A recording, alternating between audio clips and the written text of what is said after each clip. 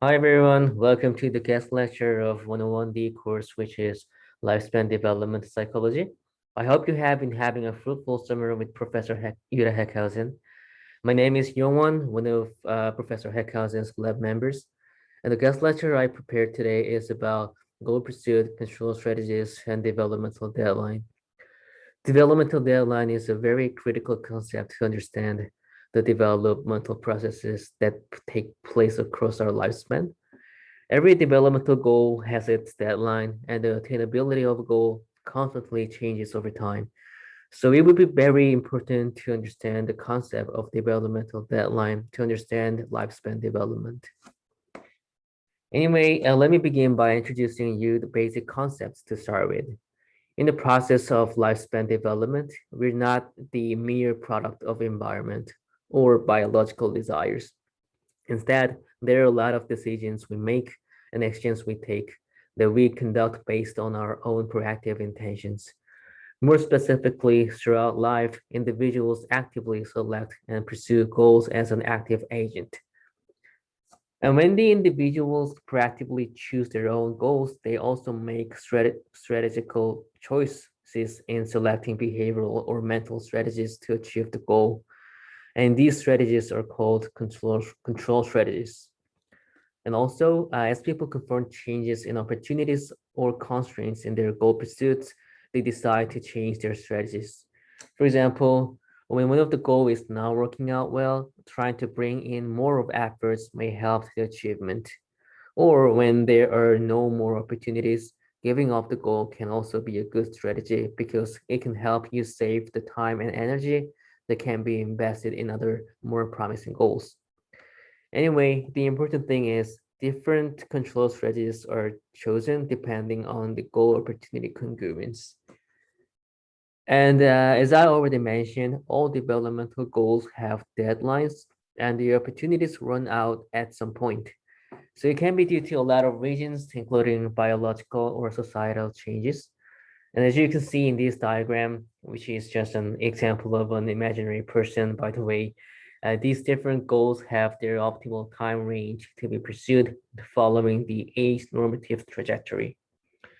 For example, this red line shows the changing attainability of saving for pension, which may typically range from the time you have your first job until you retire. And depending on where you are in this time frame, you should use different goal pursuit strategies. And the control strategies used for the goal pursuit can be classified into 2 by 2 categorizations.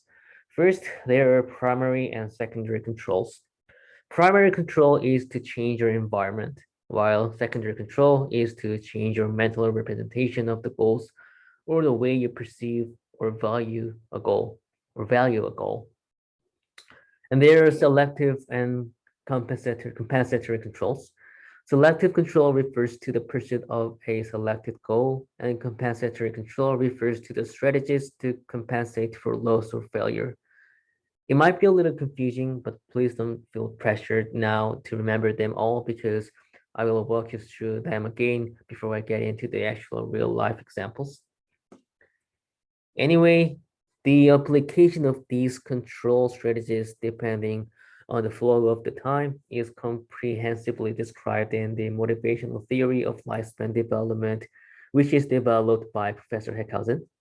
And this model that describes the selection of each control strategy is called action phase model. When a goal is selected, individuals use the goal engagement strategies of selective primary control and selective secondary control. And by selective primary control, it means to increase the amount of effort. And by selective secondary control, it means to enhance the perceived value and attainability of the goal. Also, this strategy includes cognitively distracting yourself from thinking about alternate goals. Anyways, the purpose of these strategies are all to increase the motivational commitment to the goal. But as the individuals approach the deadline of the goal pursuit, they use compensatory primary control strategies too, which means that they call for help from others or they seek for unusual means to maximize the attainability of the goal. And at the same time, they increase the goal engagement strategies they have been using, which I already explained about. But if the attainability of the goal becomes extremely scarce, individuals use the strategy of compensatory secondary control. So they can first disengage from the goal to prevent psychological distress because holding on to a goal that never can be achieved can lead to detrimental results. And they can lower the aspirational level, which is called goal adjustment.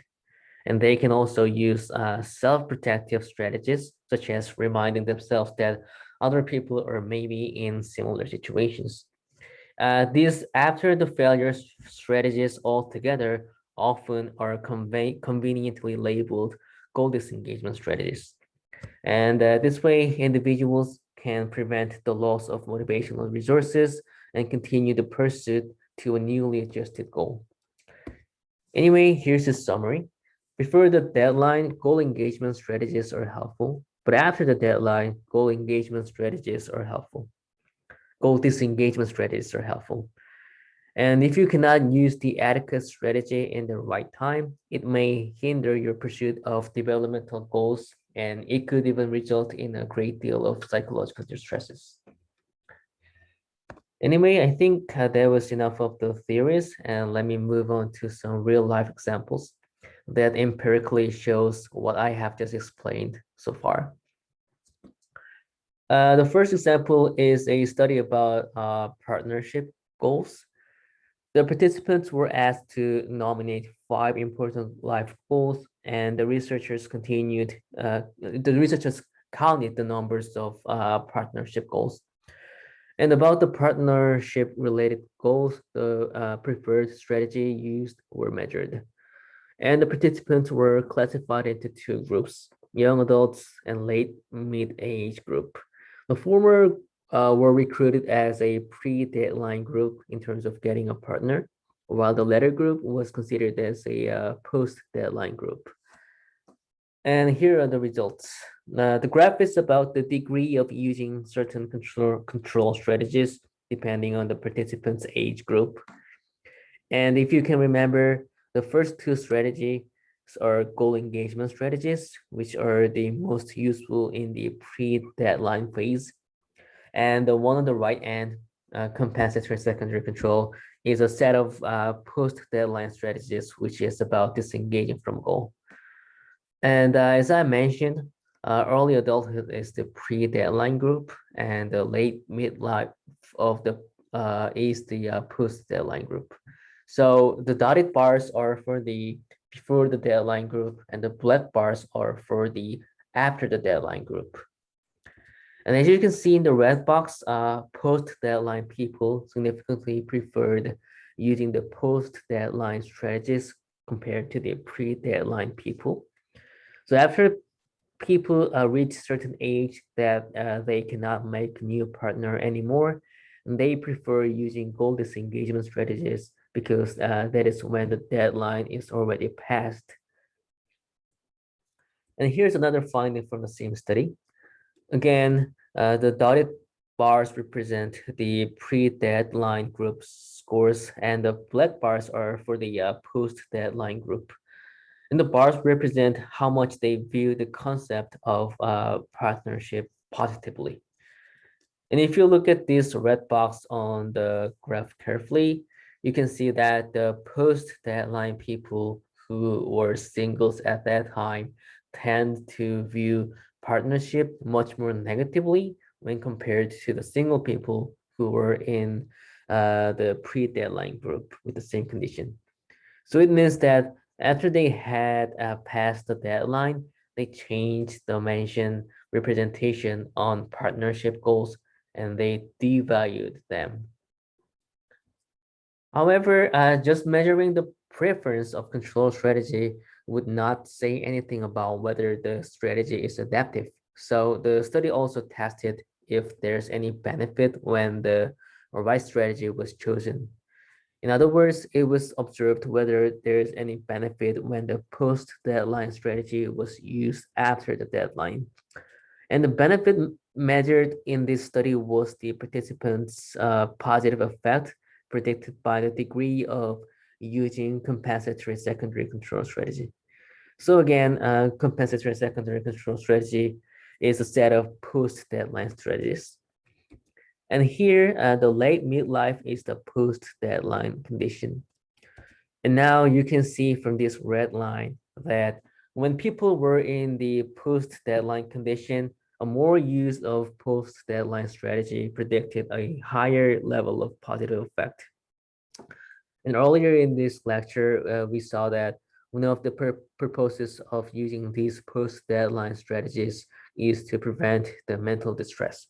And related to that, this finding confirms that the use of compensatory secondary control does protect people's emotion when it is after the deadline.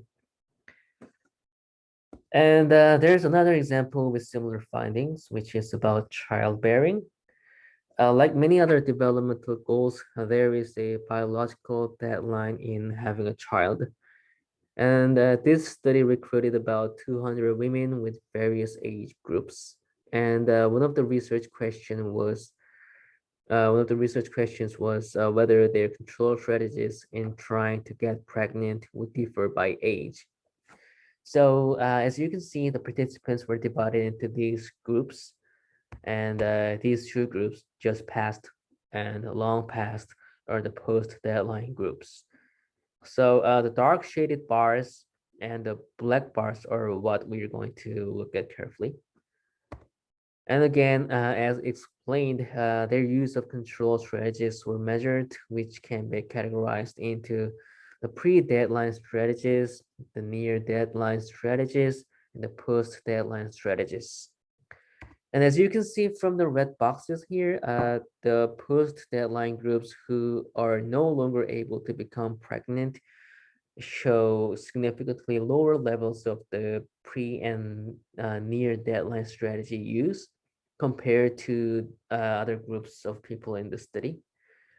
On the other hand, the red box here at the right end of the graph shows that this post-deadline group favor using the post-deadline strategies, also known as goal disengagement strategies, significantly more than the other groups did. So it may show that similar to the first study about partnership goals, people who went past the developmental deadline prefer using the disengagement strategies. And this is another finding that shows the benefit of using right goal pursuit strategies at the right time. This time, the researchers predicted the level of depression. So the higher the scores on the y-axis, the participants were more depressed. And here, selective primary control strategy is a typical goal engagement strategy, which might be useful, especially before the deadline. And as you can see, if the participants were in the post-deadline condition, maintaining a higher engagement with the goal that cannot be obtained only resulted in a higher level of depressive symptoms. So if you can combine it with the previous finding about the partnership goals, we can say that when an individual has passed the developmental deadline of a developmental goal already, keep using the goal engagement strategy will only make the person more depressed, while being able to actively use the goal disengagement strategies can bring some benefit in mental health, possibly. So I guess we can wrap up here. So in the course of one's lifespan, there are multiple goals, and the attainability of each goal constantly changes over time. So for an optimal development, individuals as proactive agents of their own development actively seeks for the best control strategies that fits the most at the moment. And in relation with the developmental deadline, the goal engagement strategies are useful in the pre-deadline phase, and the goal disengagement strategies are helpful in the post-deadline phase. But however, sometimes it is difficult to decide when it is to engage or it is to disengage. The examples I introduced today had the goals that have relatively clear deadlines. but there are some goals that are not. Then how can we know which strategy should be used?